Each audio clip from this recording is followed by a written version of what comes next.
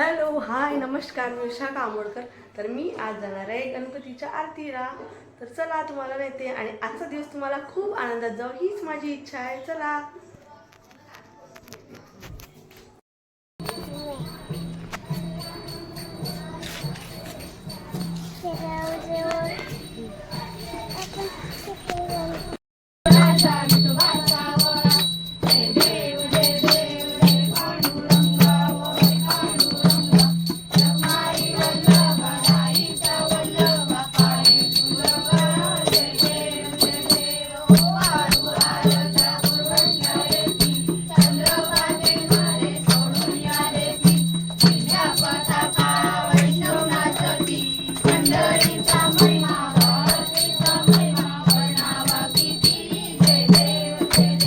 So आरती झाली आणि अजून बाजूच्याच घरी अजून एक गणपती होता, तर आम्ही तिथे पण गेलो पाया पडायला मुलीसोबत. तर त्यांचा गणपती पण मस्त छोटासा होता, पण इतका सुंदर होता, अट्रॅक्टिव्ह. आणि गणपतीचा थाटच काय वेगळा असतो, मस्त एकदम मन प्रसन्न झालं.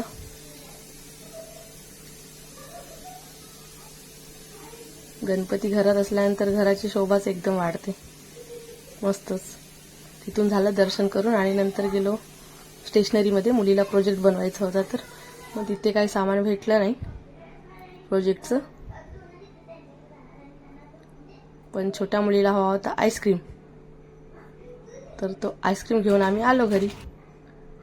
आणि नंतर बोलली थोडा किचन साफ करूया, तर हे डबे वगैरे घासले.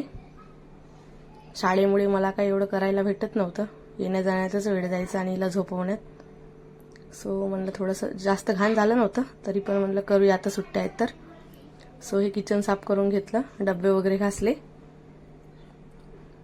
आणि साबणाने पूर्ण पुसून काढले टाईल्स. ते पावसाचे जास्त काय खराब होत नाही, उन्हाळ्याचे जास्त खराब होतात. आणि तेलकट फोडणीचं उडालं की थोडं तेलकट होतं तिथून, नाहीतर एवढं खराब नाही झालं.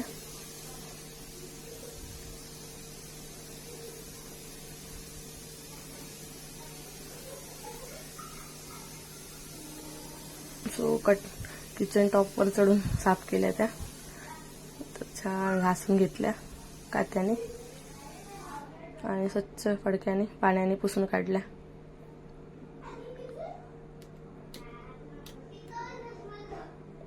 मुली तोपर्यंत बाहेर खेळत होत्या, म्हणलं तोपर्यंत करून घेते पटकन. ऊन होतं त्यामुळे बाहेर खेळत होत्या त्या. सो पटापट पुसून घेतलं. बेसिनच्या वरचं पण या साईडचं पण पुसून घेतलं.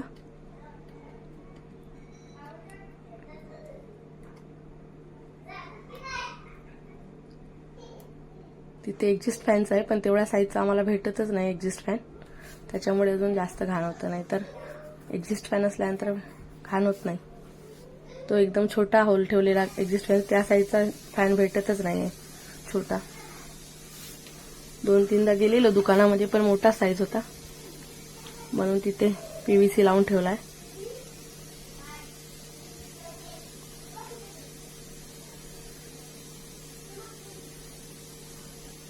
सो बेसिनच्या वरचं पण पुसून घेतलं सर्व.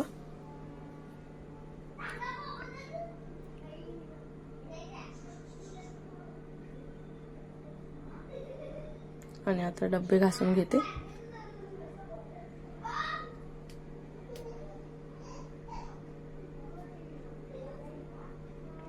डब्बे सर्वच रिकामे झालेले, म्हणून बोलली घासून घेते पटकन.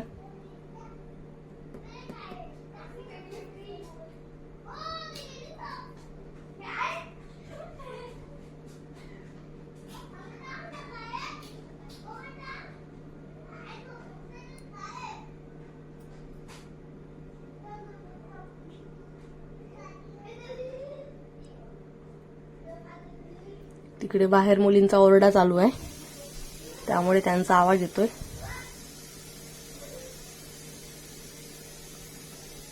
तरी साडीतले अर्धी माणसं गावाला गेली आहेत, अर्धी पण नाही आहेत, त्यामुळे मुलांचा आवाज जरा कमीच आहे, नाहीतर खूप आवाज असतो मुलांचा.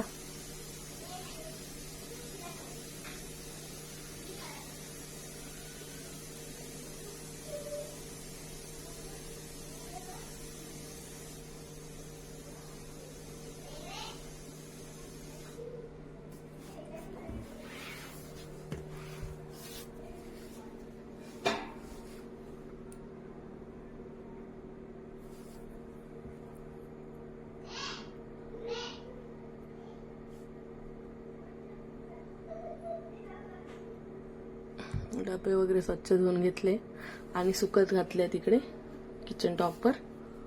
आणि तो पुसायला घेतलेला डब्बा पण नीट धुवून घेतला. आता सुकायला ठेवले आहेत. पंखा लावते, पंख्याने पटकन सुकून जातील. तोपर्यंत थोडं काम करून घेते. आणि आज मुलींना हव्या होत्या चकल्या. बाहेरच्या मैद्याच्या खाऊन खाऊन कंटाळा आला, तर बोलली मला चकली बनवून दे मम्मी. तर माझा विचार होता बनवायचा.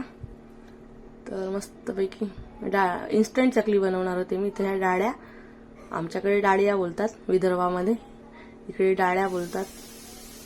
तुमच्या भाषेमध्ये काय बोलतात तर समजून घ्या. आता फुटाण्याची डाळ आहे ती. तर त्याचं 1 कप ती घेतली डाळ आणि ती बारीक मिक्सरला एकदम बारीक पीठ करून घ्यायचं त्याचं.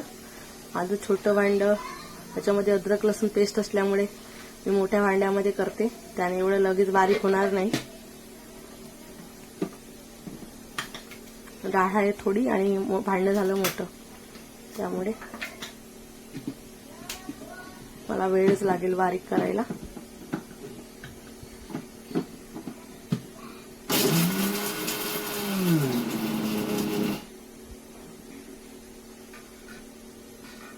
पटकन बारीक होणार नाही. आणि आणून 4-5 दिवस झाले, ती थोडी नरम पडली. ती जरा एकदम कडक असली तर पटकन होते. आणि भांडं पण मोठं आहे, त्यामुळे त्याला डाळ पण भरपूर हवी, तरच पटकन बारीक मोठी जाते.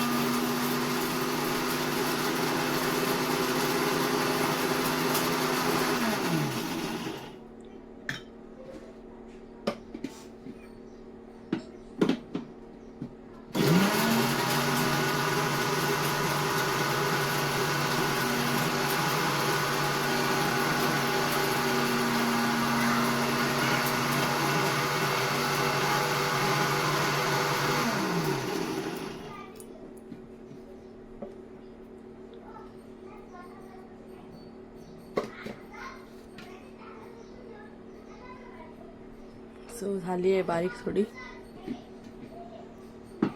एकदा परत फिरवते. बारीक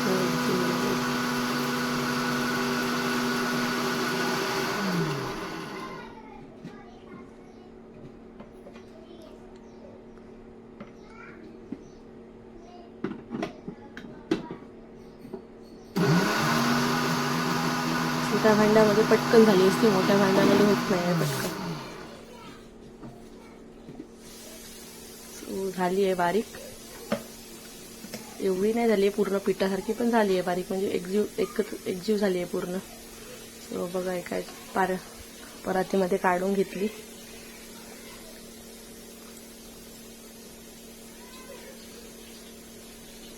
आणि 1 वाटी होतं, त्याच्यासाठी 3 वाट्या तांदळाचं पीठ घेते. एका वाटीला 3 वाटी असं माप.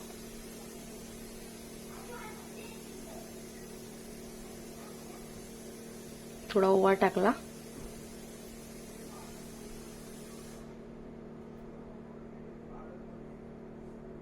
थोडा ओवा, पांढरे तीळ, जिरा पावडर, धने पावडर,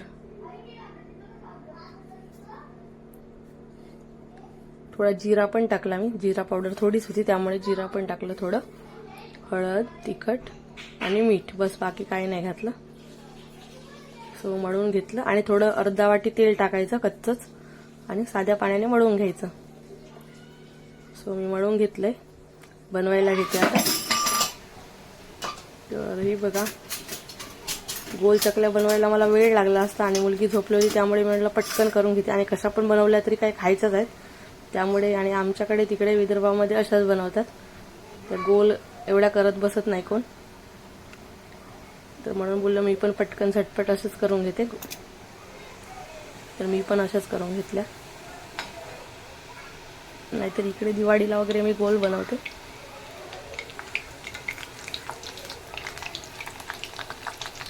एकदम त्या फुटाण्याच्या डाळीच्या मस्त एकदम कुरकुरीत आणि मस्त काटेदार चकल्या होतात, क्रिस्पी एकदम. बाहेरच्या त्या मैद्याच्या वगैरे खाण्यापेक्षा हे पटकन बनवलेल्या बऱ्या. मला थोडा त्रास येतो, तरी पण ठीक आहे, तेवढं तर करू शकतो आपण मुलांसाठी. सो बाकीच्या पण करून घेते तसंच. जास्त नाही, थोड्याच केलेल्या मी. आता मुलीला सुट्टी आहे, घरी असतात दिवसभर, काही नाही काही खायला पाहिजे.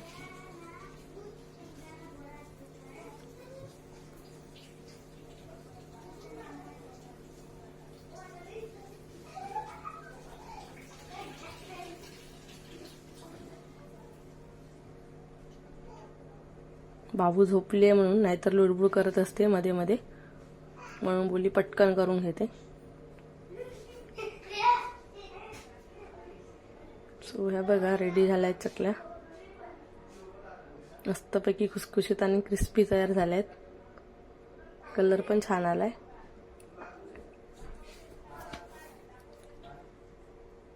सो माझा ब्लॉग मी आता इथेच थांबवते. आणि आवडलं तर लाईक करा, शेअर करा, सबस्क्राईब करा आणि भेटूया पुढच्या ब्लॉगमध्ये. तोपर्यंत बाय बाय.